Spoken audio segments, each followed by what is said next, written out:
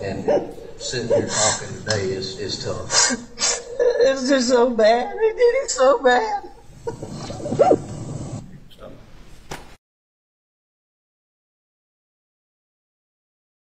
Y'all, it's the great pronoun debate. So I'm just curious, upon listening to that audio, did y'all hear Alec Murdaugh say, I did him so bad, or they did him so bad? This is a lot of, some people hear I, some people hear they.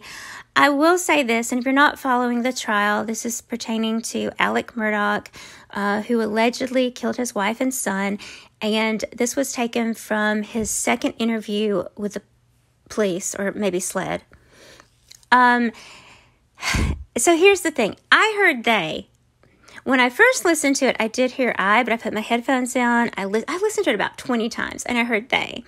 And my thinking is if the prosecute, this is like a smoking gun, right? Why would you not open, if you have this, because it's almost like a confession, I did him so bad. It's like the worst Freudian slip in history, right? But they didn't open with it. They actually, on redirect, didn't really draw much attention to it as well. So, I don't know. But I heard they. And, that's from my South Carolinian accent, although the guy on the stand is also from South Carolina, and he heard I. But I think in this case, it's more an incident of hearing what we want to hear.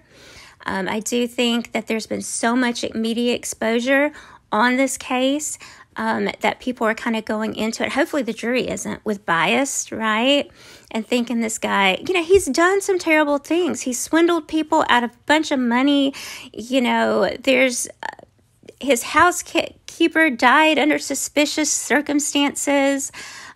There was a young man who was, at first they said it was a hit and run. Now they're saying maybe he got sideswiped by a mirror. He was walking home late one night on a deserted road, and they're trying to tie this to Alec and his family. There's the fact that, his son was in a boating accident, reckless driving, underage drinking, and, Alex pretty much bought the kid's way out of it. So, he's done a lot of shady things. So far, though, the prosecution hasn't convinced me that he committed the crimes. However, I'm waiting for the cell phone expert to come on, and I'm really curious where his cell phone pings at. And apparently there might be a video of him actually being at the kennels where his wife and son were murdered at the time that maybe Paul did a Snapchat. So, I'm keeping an open mind, but right now, if I was on the jury, there's reasonable doubt, in my opinion. And that's trying to keep my bias out of it. And it's really hard to do because this guy has just done some really crappy things.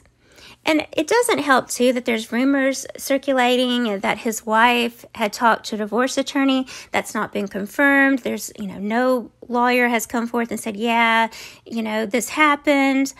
There's just a lot of, as it tends to be with these high publicity cases, right? There's just a lot of rumors and speculation. It's trying to kind of sort out what is real and factual and what is just people speculating.